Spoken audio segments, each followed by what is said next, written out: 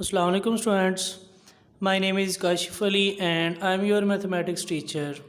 आज इस video lecture में हम एक्सरसाइज 2.8 सॉल्व करेंगे। Question number 5। स्टेटमेंट आप लोगों के सामने लिखी हुई है students. The area of a circular region is 616 square decimetre. Find its radius. और हमें पाई की वैल्यू गिवन है 22/7। ये हमें इस क्वेश्चन में पाई की वैल्यू गिवन है।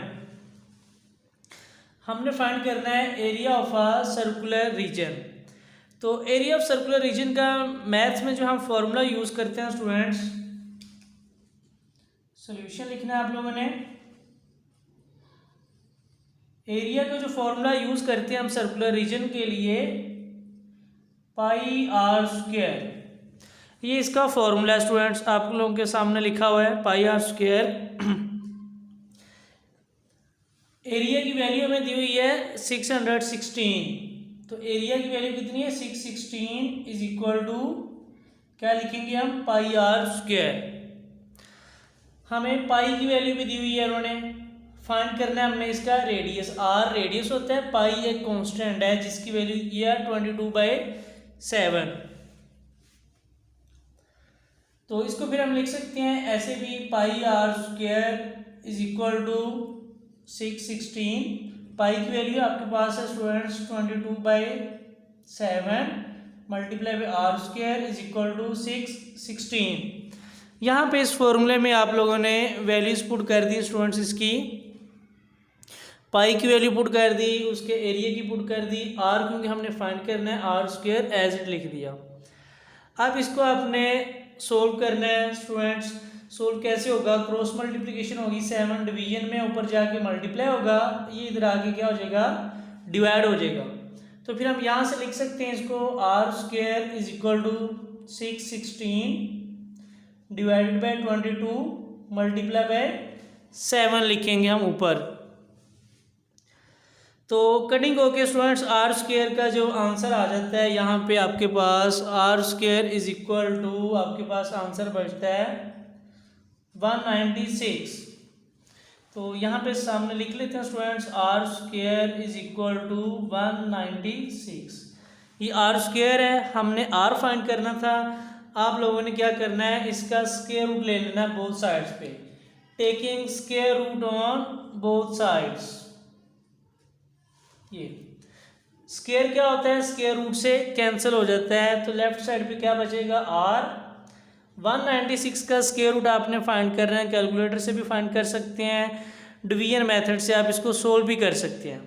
तो 196 का जो स्क्वायर रूट बनता है वो 14, क्योंकि 14 को 14 से मल्टीप्लाई करो तो 196 आता है। 196 का जो स्टूडेंट्स आपके पास स्क्वायर रूट बनेगा 14, और इसका यूनिट आ जाएगा 7 डेसीमीटर। तो ये इसका आंसर है स्टूडेंट जो कि हमने फाइंड करना था।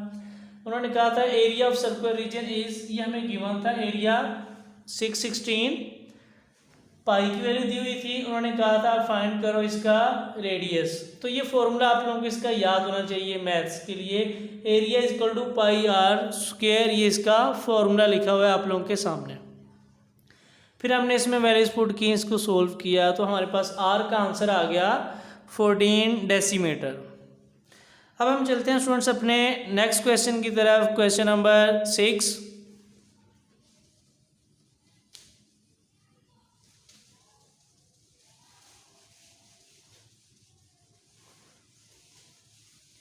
क्वेश्चन नंबर 6 की स्टूडेंट्स स्टेटमेंट लिखी हुई है आप लोगों के सामने। मैं स्टेटमेंट रीड कर रहा हूँ, आप लोग स्टेटमेंट को सुन लो। कहता है द एरिया, एक मिनट जी, a rectangular field has an area 28,800 square metre. एक रेक्टेंगुलर फील्ड का एरिया आपके पास 28,800 square metre. Its length is twice as long as its width. What is the length of its sides.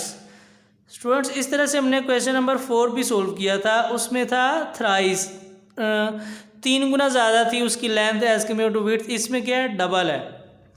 तो देखो हमें given है इसमें area of the rectangular field question के अंदर जो गिवन है ये मैं सॉल्यूशन कर रहा हूँ। यहाँ पे एरिया गिवन है स्क्वायर फील्ड का, हमें रेक्टेंगुलर फील्ड का 28,800 स्क्वायर मीटर ये गिवन है एरिया। कहते हैं इट्स लेंथ इज ट्वाइस। अगर उसकी डायग्राम बनाया स्टूडेंट्स तो ऐसे बनेगी, आपके पास ये एक रेक्टेंगल है, ये आपको पता है उसकी विड्थ होती है, ये उसकी टोटल क्या लेंथ, उसकी लेंथ विड्थ से क्या है ट्वाइस है, 2 गुना ज़्यादा उन्होंने हमें बताई हुई है, ये इसका मतलब है। तो आपके पास ये जो स्टूडेंट्स एरिया दिया हुआ है ये पूरे रेक्टेंगल का दिया हुआ है। अगर हम इसको 2 पे डिवाइड कर दें तो क्या होगा, 1 स्क्वायर का एरिया आ जाएगा, क्योंकि रेक्टेंगल के हमने 2 पार्ट्स बना लिए, 2 स्क्वायर्स बना लिए हैं। अगर हम इसको क्या कर देंगे, एक 2 पे डिवाइड कर देंगे तो एरिया 1 स्क्वायर आ जाएगा आपके पास। एरिया ऑफ ईच स्क्वायर लिख सकते हैं आप इक्वल 28,800 डिवाइडेड बाय 2, हाफ कर देंगे तो आपके पास इसका आंसर आ जाएगा 14400। ये उसके आपके पास स्टूडेंट्स एक स्क्वायर का एरिया आ गया 14,400। अब उसकी ये इसका आ गया एरिया इस रीजन का, ये जो आपके पास एक रेक्टेंगल बना हुआ है इसका एरिया ये आ गया आपके पास। तो अब इसकी आप अगर साइड की लेंथ कैलकुलेट करें, क्योंकि ये इसका एरिया है, तो इस साइड की लेंथ करने के लिए आपने क्या करना है, इसका स्क्वायर रूट ले लेना है। लिखना है आप लोगों ने साइड ऑफ द स्क्वायर,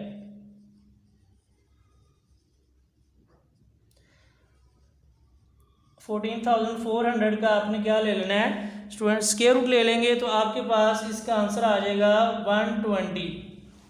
ये उसकी आ जाएगी width, side of the square है, और यही उसकी है विड्थ ऑफ द रेक्टेंगल या width of the field. Width of field is equal to आ गई 120 मीटर। आप लोगों के सामने ये हमने कैलकुलेट कर ली। हमने कैलकुलेट करनी थी इस क्वेश्चन के according length of the rectangular field. तो लेंथ क्या थी, विड्थ से डबल थी, तो जितनी हमारे पास उसकी विड्थ आई है उसको 2 से मल्टीप्लाई कर देंगे। तो हम लिखेंगे length of the field is equal to 2 multiply 120 is equal to क्या आ जाएगा आपके पास 240 मीटर।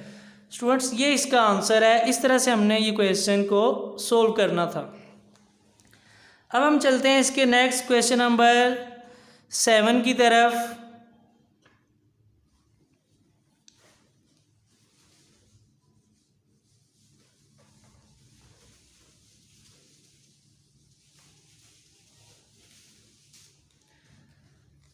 क्वेश्चन नंबर 7 है स्टूडेंट्स आप लोगों के सामने। अब उसकी स्टेटमेंट मैं रीड कर रहा हूँ क्वेश्चन नंबर 7 की। कहते हैं find the least number which one subtracted from 109087। The answer is a complete square. क्या आपने इसमें से जो आपको नंबर दिया हुआ है, मैं आपके सामने लिख रहा हूँ 109087 ये नंबर है। कहते हैं इसमें से कौन सा नंबर माइनस करें कि ये वाला नंबर परफेक्ट स्क्वायर बन जाए आप लोगों के सामने, क्योंकि अभी ये परफेक्ट स्क्वायर नहीं लिखा हुआ। आप में से कहते हैं इसमें से क्या सब्ट्रैक्ट करें कि ये क्या बन जाए आपके पास परफेक्ट स्क्वायर। तो आपने इसका फाइंड करना है square root by using division method. कहते हैं we find the square root, लिख लो आप लोग स्टेटमेंट इसकी, we find the square root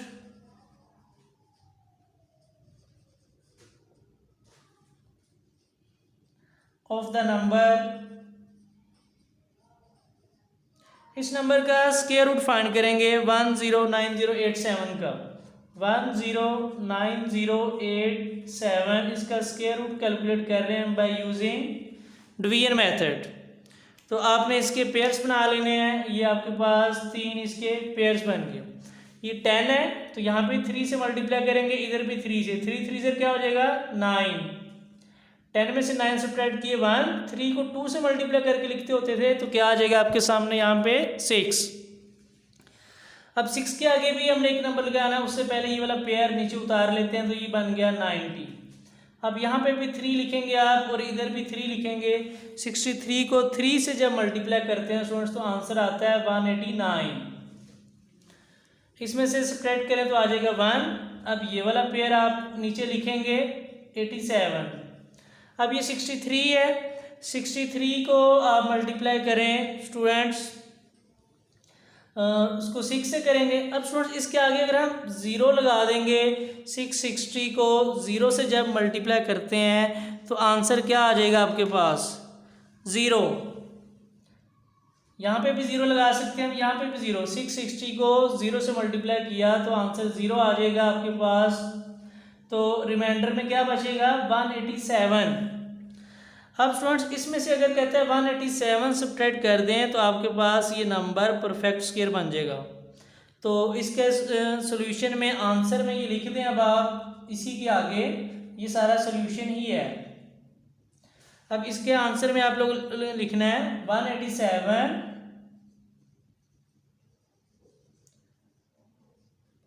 shall be subtracted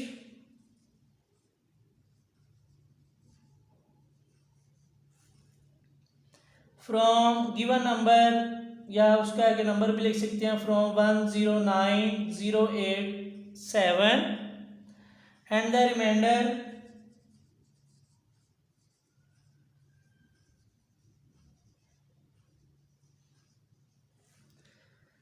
shall be a complete square।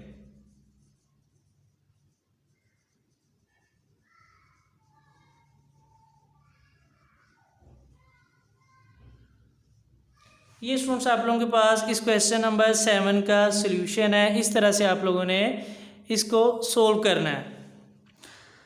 तो आज के इस वीडियो लेक्चर में हमने ये 3 क्वेश्चन सोल्व किए हैं। उम्मीद है आप लोगों को ये क्वेश्चन समझ आ गए होंगे। तो मिलते हैं नेक्स्ट वीडियो लेक्चर में, तब तक के लिए अल्लाह हाफिज़, अपना ख्याल रखें।